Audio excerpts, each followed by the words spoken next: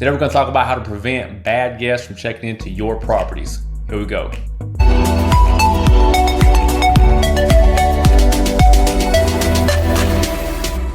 And welcome back to REI Simplified. I'm your host, Adam Johnson, where we help aspiring real estate investors start their businesses. I get lots of questions about Airbnb and bad guests and you name it. Today I'm going to talk about 4 areas that you can control and parameters you can set to prevent bad guests from checking into your properties. We're going to cover the requirements to book your property. We're going to talk about your house rules. We're going to talk about having a smart lock. And we're going to talk about having an exterior surveillance camera system. Here we go.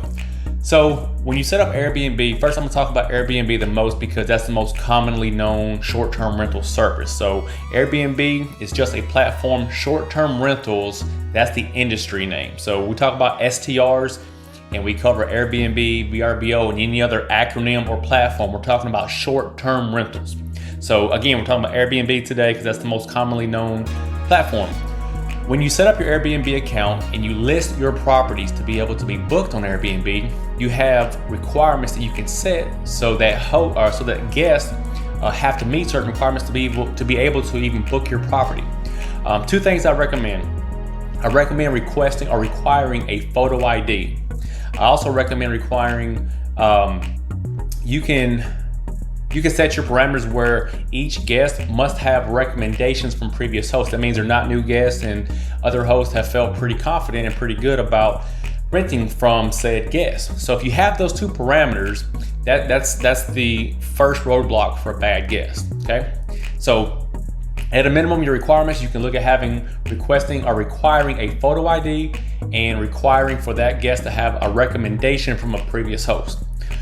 Secondly, we'll talk about your house rules. Your house rules are the most important part of running your short-term rental business because that's what's going to protect your property and govern the guests while they're inside your property. At a minimum, I recommend having parameters on check-in, check-out times. Recommend having a rule stating that no additional guests can come over. In our business, we have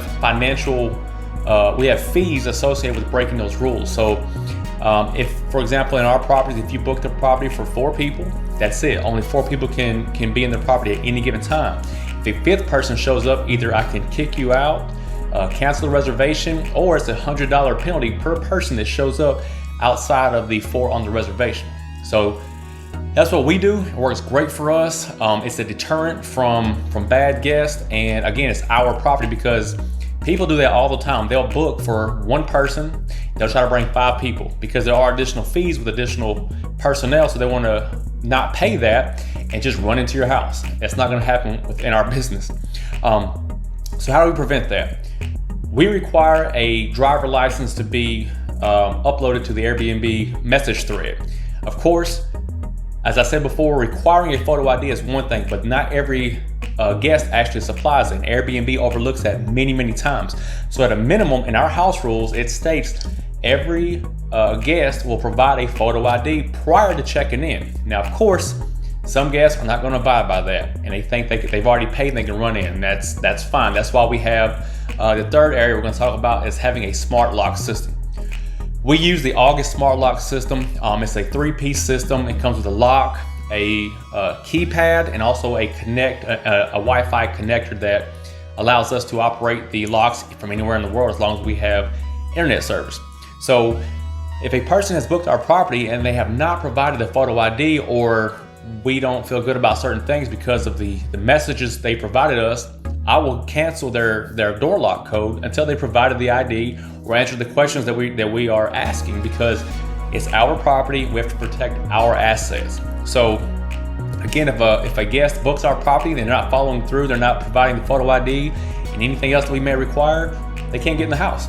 We've had many people that show up to the house, disregarded all the messages, haven't provided a photo ID, and cannot get in the property. So right then and there, they can take a snapshot of their driver license, send it to us, and we're good to go. I can press a few buttons on the August Lock app, let them in the house. So I highly recommend having some kind of smart lock system that you can control remotely. Lastly, we'll talk about an exterior surveillance camera system. We use the Ring camera system. As I just said, in our business, if a person books for 4 people, that's it. Only 4 can show up. So if we feel suspicious about something, we can just look on the Ring cameras. We can see when they arrive. We can see how many people get out of the vehicles, how many people go in. And at that point, we can cancel the reservation because our rules state clearly any of the rules that are broken, you'll be fined and/or your reservation can be canceled. So that's it, guys. That's a quick run through on how you can kind of minimize dealing with bad guests, especially on Airbnb. Please realize this: no matter if you list your property on Airbnb, VRBO, or any of the other platforms, those are just platforms.